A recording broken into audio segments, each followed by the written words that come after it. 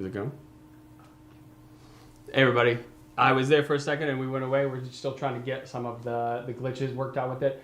I was just saying that if you are here with us, I want you to be able to chat and interact with us. I know we have a couple of people here, and so I hope that you will. Is it working? Are we good? Sorry guys, hold on a second. Go ahead. Yep. All right. Hey, so I just want to say welcome and thank you for coming. I also want to say thank you for the support that you've given in terms of being able to help us to, build up support with the page itself. That's meant a lot to me that you all have taken the time to watch the videos. Even if you haven't watched all the ones in this first season, I just want to say thanks for taking the time to, just to show your support for what we've been doing. It means a lot to me personally that you've done that. I'm going to run this kind of similarly to the way that you've seen the show, which is that I want to tell some stories, and then I want to be able to solicit some feedback from you all so that hopefully we can really turn it into a community that we can build each other up. And so each episode is going to, in the same way it did in the real show, it's going to revolve around a theme. And within that theme, we're going to use that as a launching point for us to talk about questions for the day. So today, the first of these live episodes, we're going to be talking about the concept of mindset, how our mindset can really impact who we are and how we go forward in our lives. If you have the wrong mindset, it can really change everything about who you are and how you turn out in your life. So I want to start by telling you a story.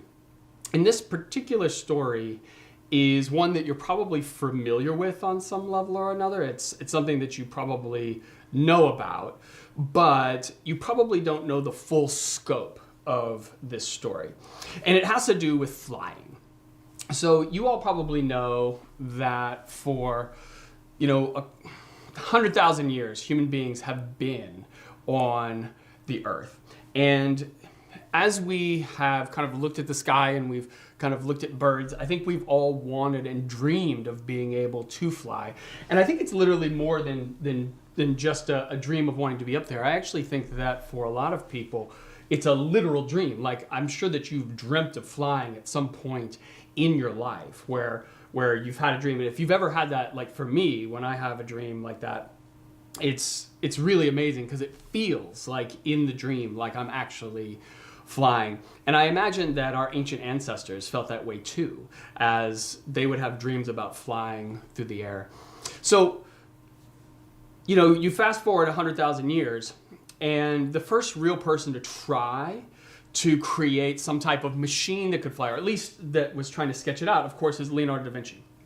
So Leonardo da Vinci, he comes up with his flying machine and his sketches. And we know today that flying machine, it wouldn't have worked if he had actually put it together. But it was kind of the first engineer who was really trying to think through the issues of flight and how we would be able to transcend being stuck on the ground. And so you fast forward another couple hundred years, and then we get into the 1800s. And with the discovery of oil and the process of turning that oil into gasoline, it really completely changed the way that we thought about the world, because we had started creating engines, and those engines, of course, were powered by things like steam and coal. I mean, we all know the movies, right, where you would watch a train and they have this huge coal car where they're literally taking it, they're shoveling it into the engine to keep it going. So it was a lot of work to be able to have the fuel to be able to keep these engines going. But with the advent of gasoline, well, now you could get a lot more power in a much smaller space. I mean, there's a lot of energy that's packed in to gasoline. Now, I think that something that's really important about this is that when we kind of consider how the gasoline engine, the way it changed the world, it ended up being a situation where with the gasoline engine, now people could imagine possibly creating a machine-driven flight, because you have to realize that prior to this, what's interesting is that they could actually fly. Like human beings could fly. In the 1800s, they had actually created, they created balloons, like literally like the balloons that we see that people go up in the sky. They used them during the Civil War to kind of scout out areas. The problem was that when you got up super high in the sky, like the winds would just take you wherever. You had no way of controlling it. And so the dream was if you could get an engine, like a gasoline engine on the back of the plane, then you would have this ability to be able to fly wherever you want to go. You could control where the flight went. And so in the 1890s, this is when the race was on for people to come up with the first real powered machine-driven flight. So there were a lot of people who were trying to do this. One of the most famous was a man named Samuel Pierpont Langley. And this guy, he was actually backed by the Smithsonian, and he had all this money, all these engineers. And it seemed like everybody was thinking, this guy's going to be the one to do it. This guy's going to be the one to make it happen. Nobody suspected that the people who would do it were these two brothers from Dayton, Ohio, who owned a bicycle shop. I mean, if you put money down that was going to happen, you would have said, no way, that is absolutely not the people who are going to figure this out. So these two guys, they get invested in this in 1896. So it's, of course, you all know who they are, Orville and Wilbur Wright, right? And these two guys, they own their bicycle shop, and they get invested in it because they start wondering, when you're driving a bicycle, and you all probably know this from riding a bike, that if you want to turn, you end up shifting your weight to the left and to the right. And so when you're doing that to the left and to the right, what ends up happening is that they were thinking, well, what if you were to put somebody on a plane to be able to do that back and forth? Is that a way that you could steer a plane? And this is what got them thinking about it. And by 1899, Wilbur had actually created a kite where he was able to warp the wings of the kite so that he could use it in windy times to turn it left and to turn it right. And it was actually really interesting because if you've ever seen like really windy areas, you're probably familiar with the idea that, and you've seen people using those kites, they're able to kind of turn them, like they have these two handles that they are able to turn it with. So it was able to warp the wings to do that, and they thought, well, what if we could make a kite that was big enough for a human being to sit on and to fly inside of it? So they write to the National Weather Bureau, and as they're writing to them, they find out that they're looking for what are the windiest places in the United States. Like, where can we find a lot of wind? And the place that they ultimately came down on was Kitty Hawk or Kill Devil Hills, North Carolina, which is down in the Outer Banks. And the reason why they wanted to go down there is because it was a place where they could not only have a lot of wind to fly, but if they ended up crashing, they would crash into sand, because the thing about Kill Devil Hills is that it has all of these big sand dunes where you could launch off and you could go down. Hey, Elijah, real quick, can you unplug that because it's just blinking constantly? Thanks. My son Elijah's here helping me out, and as he did, in fact, I want to just say thanks to him for everything that he's done, because in truth, he's been really super helpful. He was the one who posted everything for us and got everything going, and so we had a monitor over here that's blinking. No, don't worry about it for now. Okay, so basically in 1899, they send out for this. They find out it's Kill Devil Hills, and they just say, okay, we're going to head down, and we're going to go to the Outer Banks, and we're going to try this out. So they go down there in 1900, and at this time, you have to realize, I don't know if you've seen the Outer Banks show on Netflix, but that show, it's nothing like what the actual place down there is. They actually shoot that down in Charleston, South Carolina, and it looks completely different than it actually is. And at the time that they were going, it was a barren landscape. I mean, truly, truly a barren place. There were 50 families that lived there. They were mostly fishermen, and it was really hard living. And so when these guys from Dayton came down and they walk in, they were kind of suspicious of them, but they very quickly, they ended up warming up to them because they saw that these guys worked so hard. Like they couldn't believe how hard they were working. So they created kind of like a hangar where they could work on their kite, and they would go out every day and they would just kind of make little small changes to it, and they would fly it and get it ready. And eventually they felt confident enough in what they had done that they were able to put a person in it. So they go up on one of the sand dunes, which is pretty high up in the air, and they recruited a local teenager, and he and Orville would shoot Wilbur, who was inside of this kite. I mean, literally, I guess it's like literally at this point a glider, but it's a small glider off of the sand dunes. And at first, he can go like 100 feet, and then he can go 200 feet, and then he's going 300 and 400 feet with this glider. And they think to themselves, you know what? We've achieved a lot. This is really impressive. Let's make our way home. So they pack everything up. They go back to Dayton. And now what they want to do is they want to build the biggest glider that's ever been created because they want to be able to go further.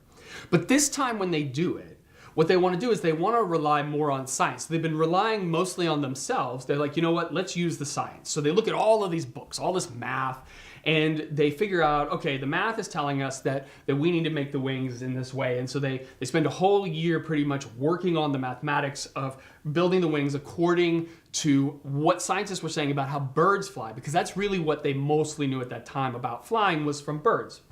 So they pack it all up. This is, 1901. They head down. It's like July. That's around the time they're heading down. They assemble the whole thing. They put it all together. They get that teenager. They get back up on the dune, and they end up taking off and crashing immediately. And I think, oh, that's strange. So they go back up and they kind of look at everything and they do it again. They push off, crash, push off, crash. And it just keeps going like that over and over and over again, where they don't seem to be able to get off the ground and they can't figure out what they've done wrong. Is it the materials they used? Did they put it together improperly? They just kept working with it until they eventually realized that the situation was that those scientists that they had used to build those wings, like all of that stuff, they were completely wrong. They had no idea what they were talking about. Literally no idea whatsoever. No concept. They were just guessing. And so what they realized is they lost a year of time because they thought these other people were the experts, when in reality, they were the experts. So they pack it up, they go back home, and they do something really ingenious at this point. So they realize that they have to come up with the right kind of materials. They have to figure out how the wings work. So they create the very first wind tunnel. Like literally, they create this tunnel in their attic that can blow wind, like a fan that blows wind. And so they can work with the materials and figure out what works best. They're able to like really shape and form the wing. And eventually they come together with what they feel is a really solid wing structure for what they're doing. They feel like they've worked it out. And so they go back and they build this glider again, and they pack it up, they head back down, and they reassemble it. And so they're just hoping, they're thinking to themselves, okay, we've spent all this time, we think we have it right. They go back up, and they were still remembering what happened the previous summer where they kept crashing. And they get up on there, Wilbur gets on, and he takes off, and it starts gliding. And in fact, I have a picture of when he would do this. So this picture, we're going to come back to this at some point, but this picture right here is basically of them taking off from, this is when they had their glider, and this is when they were kind of learning with the glider how it worked. And this is from 1902 when they had kind of gotten their idea down appropriately. Now what's amazing about this is that with this glider, they not only could they just glide forward, and they were going distances of like 600 feet with this, but they could rise, they could soar, they could circle, they could spin around, they could even land very, very cleanly. And so what you have to realize, and I just think this is kind of remarkable when you think about it, which is that we assume that the first time they ever flew was when they flew their plane with the motor on it. But in reality, they actually knew how to fly from these experiments in 1902. Because it was during that time, even though it didn't have a motor on the back, that was where they learned all the mechanics of how you stay up in the air, how you land, how you kind of work with the wind. They understood all of that from those experiments over that summer. So they felt really good, and they were ready now to kind of go back and to give it another try. Like they were like, okay, we now can pack it up, we can go home, and all they needed was an engine, and they needed but beyond the engine, they needed a propeller. So these are like the two things that they have left to do. So they write, because they're in Dayton, they write to the people in Detroit. And in Detroit, what they see is that in Detroit, of course, is the Ford Motor Company. So they write to Henry Ford and they say, look, we're looking for a motor for our plane, and it needs to have a couple of things. It needs to be 4 cylinders, it needs to be 8 horsepower, and it needs to be 200 pounds or less. And they never heard back from Henry Ford. Now, you have to realize that these are guys who actually worked with, a metal lathe and a drill press. This is what they did to build their bikes all the time. So they looked at each other and they said, you know what, I think we can do this. And they had a guy who worked in their shop who was really kind of instrumental in helping them to build the engine. And when they finally were able to put it all together, the engine that they had created for this plane, I think this is amazing, right? So I told you, they needed 4 cylinders, 8 horsepower, 200 pounds. What they ended up creating, 4 cylinders, 16 horsepowers, 152 pounds. 48 pounds under what they needed for the plane. The only thing that was left was the propellers. Now, what you have to realize is that the only thing that they had for propellers at that time, the only thing they knew about was like from submarines, which is underwater, which is a very different kind of thing than what you're dealing with in the air. And so they're kind of figuring out it as they go. What they come up with are these 2 propellers that are 8.5 feet tall, and they are made out of these 3 spruce lamentations that are glued together, and they're glued around this kind of steel core. And it was actually brilliant the way that they did it. So they put these together, and when it was all said and done, the whole thing weighed about 625 pounds. And it was so big that they couldn't even assemble it there in Dayton. So they had to ship it all down to Kill Devil Hills, to Kitty Hawk. I mean, really is where they ended up doing it, was in Kitty Hawk. And so they go into Kitty Hawk and they're building the whole thing up, and they end up once they get it all together, they're about to do this on November 30th in 1903. And as they're just about to get it ready to go, the steel core cracks. Like there's a crack in it, and they know that if they try to do this with a cracked core in the propeller, that it's not going to work. So poor Orville, he gets on a boat and he heads back and he goes all the way back to Dayton to fix it and to mend it. And he gets back by December 14th. And so they put the whole thing on, they get it out there, they get ready, and they flip a coin. And the first person who's going to go is Wilbur. So Wilbur, he gets into the plane. If you've seen the picture, and I'm sorry we can't show it to you. We're still trying to figure out a little bit of the tech to make sure that it's doable. But if you know the picture, they were laying down. That's how they did it in order to do it, and they would actually swivel their hips back and forth to be able to steer a little bit. So Wilbur lays down. This is December 14th. They started going. It gets moving forward, and then eventually it starts to take off, and he moves the rudder too quickly, and it crashes down immediately. So they've actually damaged the plane a little bit. So they decide, okay, we need to go fix it. So they take their time, they go back, they fix it. December 17th comes, and this is the last possible day for them to be able to really fly this before they have to kind of toss it in and come back at another time. So this time it's Orville's turn. They start the propeller going, and they had built this kind of track for it, and it starts going down the track, and Wilbur's running alongside it, and it starts to pick up speed. And then, bam, it takes off. And there's that iconic photograph, which is, where Wilbur's watching Orville take off in it. And that was the first true flight. It only lasted about 12 seconds. It was not very long at all. But when it took off, it went about 120 feet, but it was the first true flight. Machine-powered driven flight. And then they did it again. So then Wilbur went, he went a little bit further, and then Orville went one more time, and the final flight he did was 59 seconds, and he went almost half a mile. Now, I think that this is like really very, very incredible. Sorry about that. So I find this to be really incredible that that they were able to achieve this in the way that they did. In 1903, December 17th, 1903, that's when the first flight was achieved. Now, I want you to think about the mindset that was necessary for them to be able to achieve this.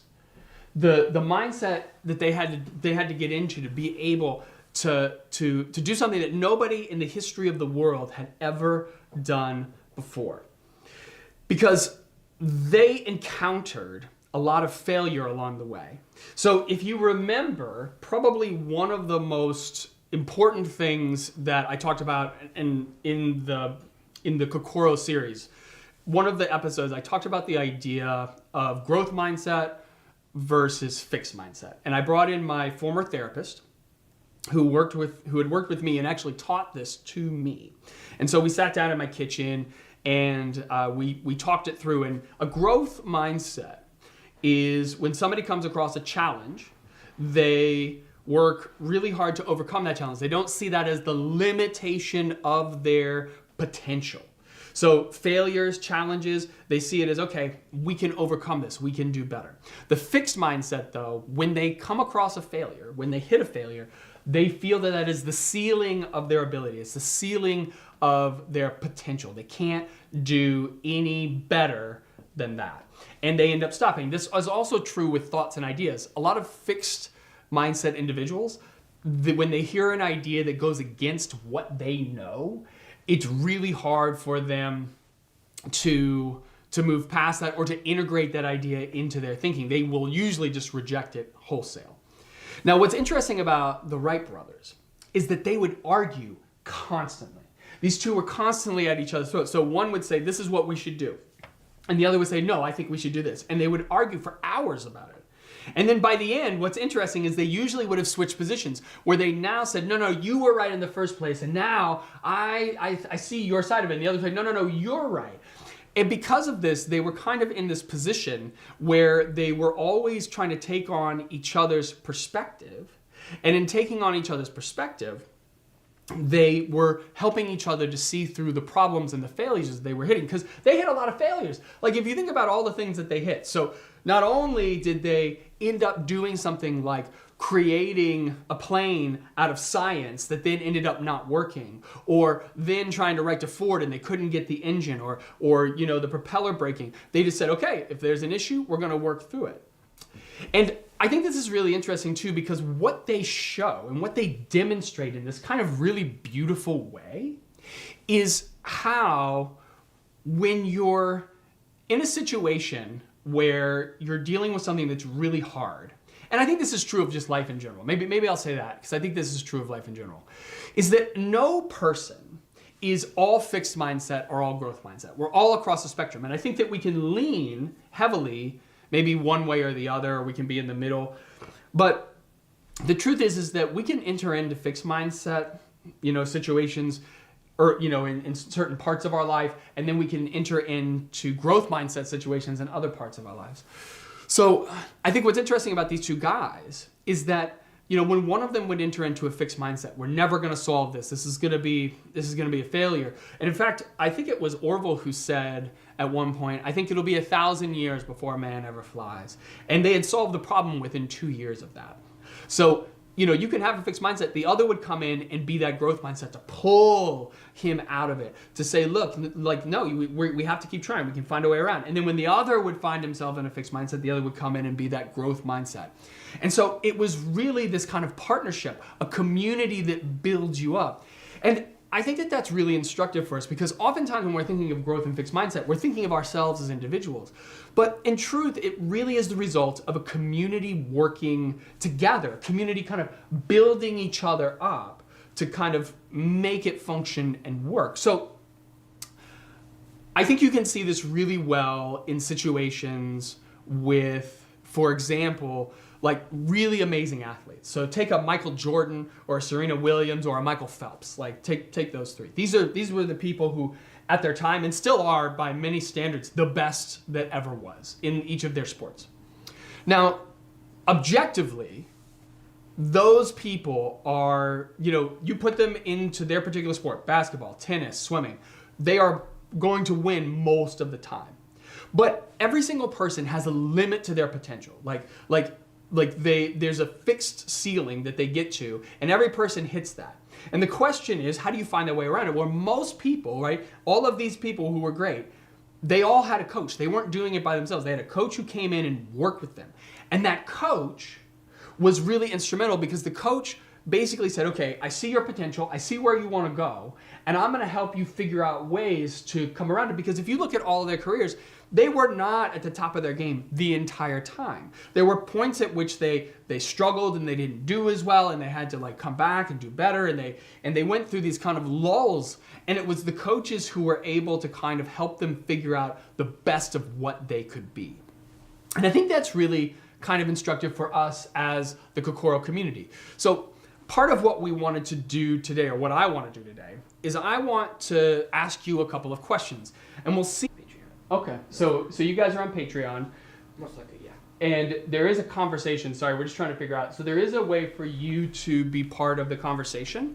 And so what we want you to do is, in that, I want you to actually, if you're willing the first question that I wanted to ask you all, and we'll see how this works. It may or may not work. And if it doesn't, and I'm not seeing anything come back, we'll change it. But I guess the first question is, do you all feel like you have a growth mindset or a fixed mindset, or are you somewhere in between? And the thing that I wanted you to write about, that I wanted to be able to respond to, is, are you willing to provide some examples from your life about what you think, about why you think you have that kind of mindset? So that's really what we're looking for right there, is to be able to kind of talk to you about that. Deb Weaver said, I am growth. Oh, growth mindset. So Deb. Hey Deb, how are you? So sorry. Hi Deb. That's super cool. So yeah, I think that's a huge thing to be able to do. I want to speak to that for a second, because I think that's a really interesting thing that you brought up there, Deb. So, I think that for a lot of people, if you get into a situation where, particularly if you've inherited it from your family, and for example, it sounds like maybe your family wasn't college oriented originally, and you decided for yourself, I want to go and I want to go to college and I want to learn. That's a huge thing to do, particularly first generation. If you're first generation going to college and you're kind of blazing that trail, that's super hard to do. And I just want to, first of all, I want to applaud you on being willing to do that, on taking the chance, because if you're first generation to go, if you're the one who kind of wants to break out of that and move forward, you don't have any imprint with it. What you got? You can just read it to me. Why don't you just read it? She said it opened options. Oh, it opened options. Yeah. No. Well, and I think that's the amazing thing about education, is that classically it has opened a lot of options. I think today we could argue a little bit more about how many options it opens, simply because of the cost of college being so high, and then sometimes you coming out and not being able to even get jobs with it in the way that you used to.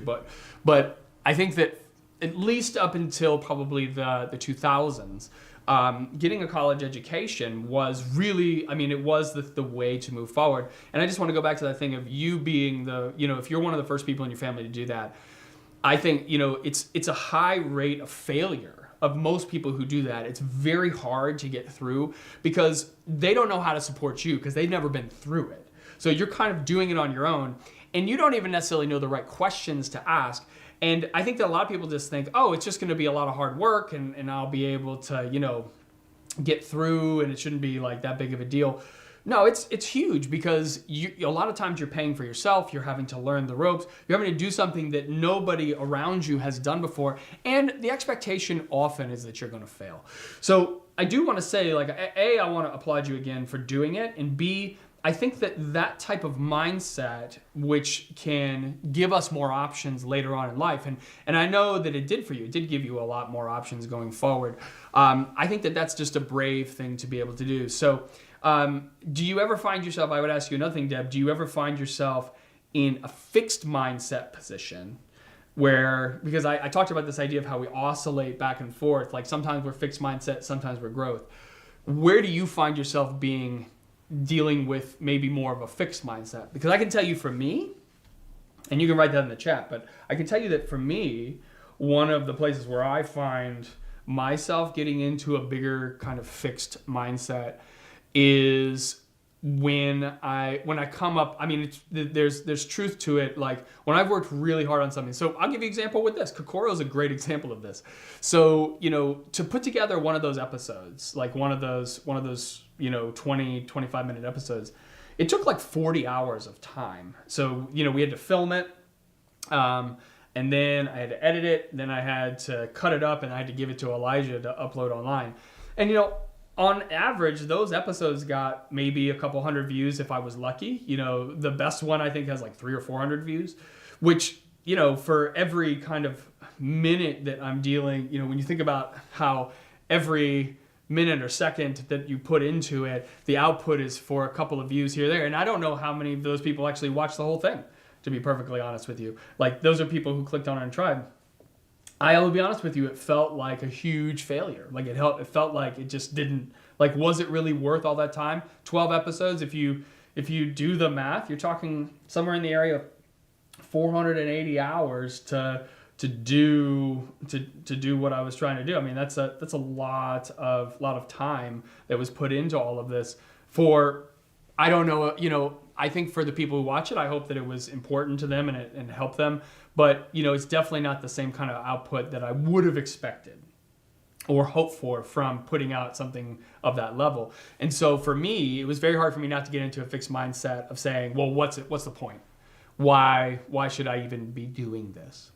So I will say that this show has really pushed me to like, I've gotten to a fixed mindset with it. Anything else from her or no? Not yet. Okay. What time is it right now? It is 7:40. All right. Well, if anybody else wants to add in anything into the chat, we're here, and I can definitely respond to that. But we'll sit and we'll wait for a second. But the story that I was going to tell was a story about the